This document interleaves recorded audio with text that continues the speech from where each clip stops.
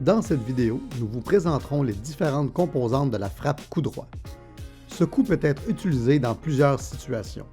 Bien sûr, celui-ci est plus souvent effectué lors d'une exécution offensive. La trajectoire d'une frappe est plutôt linéaire.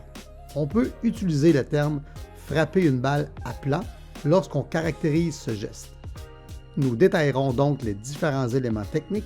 Par la suite, nous vous donnerons quelques astuces intéressantes pour bien progresser et à la toute fin, nous vous proposerons 2 exercices pour vous aider à vous améliorer. Pour nous accompagner dans cet apprentissage, nous compterons sur Catherine Morin. Top 10 au pays, Catherine est plusieurs fois championne du Québec et elle a participé aux championnats du monde par équipe. Découvrez ses nombreux accomplissements s'afficher à l'écran. Avant d'aller plus loin dans cette vidéo, il est important de rappeler quelques notions fondamentales. En plus d'avoir les genoux fléchis, il est préférable de positionner vos jambes légèrement à l'extérieur de vos épaules.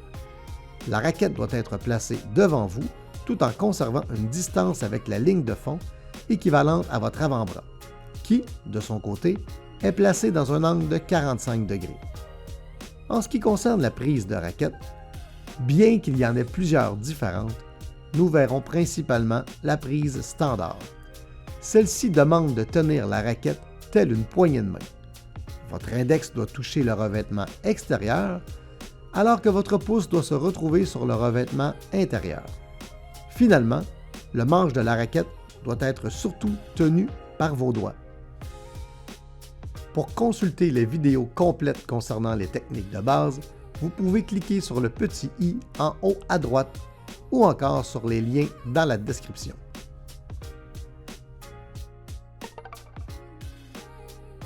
Lorsqu'on effectue une frappe coup droit sur une balle d'une hauteur standard, il est important de garder le geste relativement court et compact en s'assurant de frapper une balle plutôt à plat. Au niveau du bas du corps, nous voulons transférer le poids de la jambe arrière vers la jambe avant. Le pied gauche est légèrement plus avancé que le droit. Nos hanches doivent également tourner latéralement pour terminer le geste face à la cible. Pour permettre une action naturelle du geste, on veut placer notre bras de façon à ce que notre coude soit ni trop près, ni trop loin du tronc.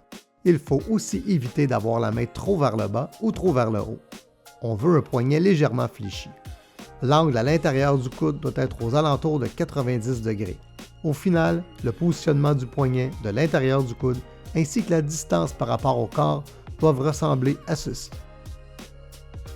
Voici donc un exemple concret au ralenti de l'exécution d'une frappe coup droit. La frappe coup droit est souvent utilisée pour exécuter un smash sur balle haute. Pour y arriver, il faut que la raquette soit positionnée plus haute pour permettre une action un peu plus verticale.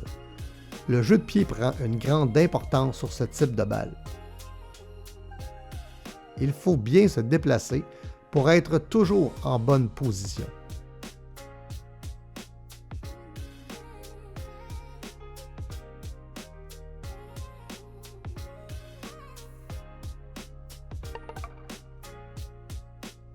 Parmi les erreurs qu'il faut éviter, les gestes trop longs peuvent causer une problématique au niveau de l'efficacité du contact avec la balle. C'est pour cette raison qu'il faut conserver un geste court et compact. L'autre erreur à éviter est celle où le geste s'effectue trop vers le haut. Il est primordial de frapper la balle vers l'avant, légèrement en direction de la table.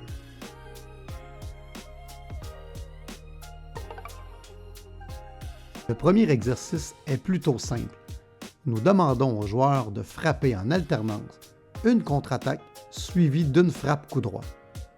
L'ensemble de cet exercice doit se faire dans la diagonale de droite.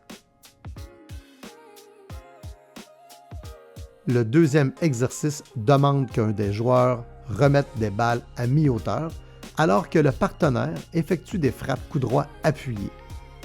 Il est important ici de bien bouger les pieds pour ainsi se placer en bonne position pour chaque balle.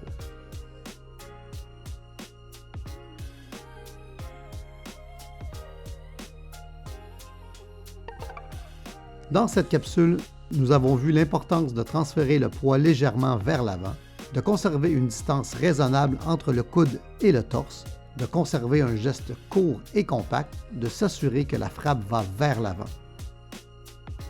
En conclusion, ce geste peut être une arme intéressante pour effectuer des frappes offensives lorsque la balle n'est pas trop haute, mais aussi pour smasher les balles plus hautes.